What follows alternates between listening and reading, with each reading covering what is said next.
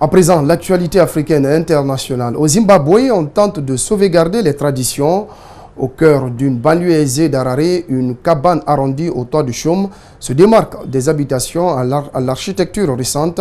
De petits citadins en uniforme entrent bouche bée dans la modeste demeure où sont exposés calebasses, arcs et flèches, poteries, tambourins en peau de vache ou encore matelas en roseau. Suivez. Atifari Munongi est une célébrité pas comme les autres au Zimbabwe.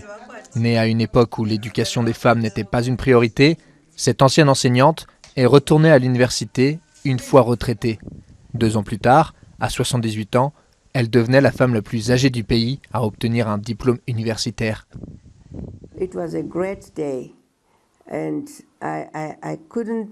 C'était un grand jour, je n'arrivais pas à y croire. Quand j'ai obtenu le diplôme que j'ai toujours voulu avoir. Mon mari était diplômé et j'ai toujours voulu faire la même chose. C'était une grande réussite.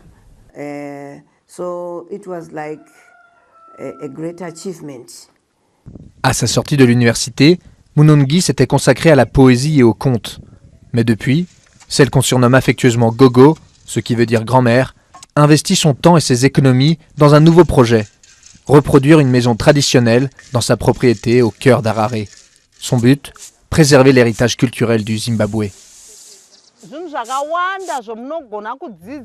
De nombreux aspects de la vie traditionnelle y sont enseignés, ce qui profitera aux visiteurs dans leur éducation et leur interaction avec les autres. Terminée en 2017, la propriété est composée d'une hutte ronde, d'un poulailler, d'un enclos pour faux bétail et même d'une réplique de l'espace traditionnel où les hommes débattaient des affaires du village.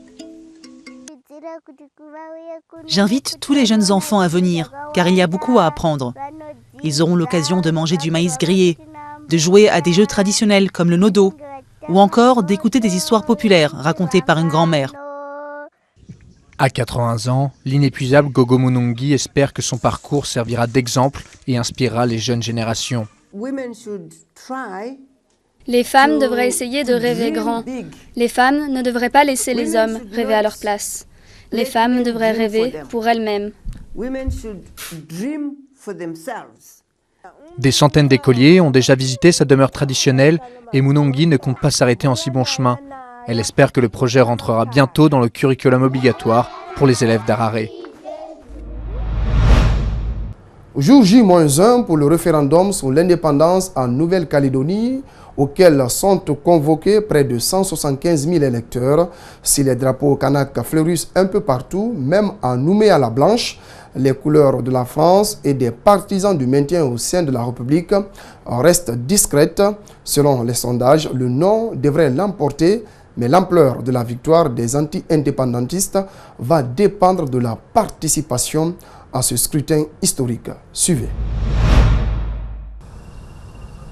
La Calédonie a J-1 du référendum.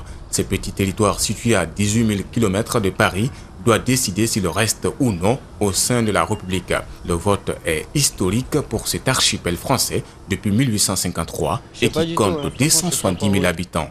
Les sondages prédisent une victoire du non, mais le taux de participation reste très incertain. Je trouve ça dommage que ces gens-là, la population, ne se sentent pas concernés par un truc, par un référendum, que ça fait 30 ans qu'on le prépare, quoi. Pour l'avenir d'un pays, quoi. Donc c'est exceptionnel, on a une chance fabuleuse. Il y a certains pays qui n'ont même pas le droit de faire ça, quoi. Donc il faut aller voter. Le référendum vise aussi à réconcilier Kanak, peuple autochtone, et Caldoche d'origine européenne. Les drapeaux indépendantistes fleurissent encore dans les rues, tandis que les partis politiques appellent leurs militants à rester discrets. Si le non l'emporte, 2 autres référendums pourraient être organisés dans les 4 ans.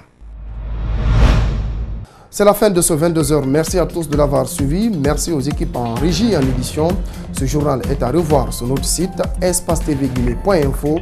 Très bonne soirée à tous.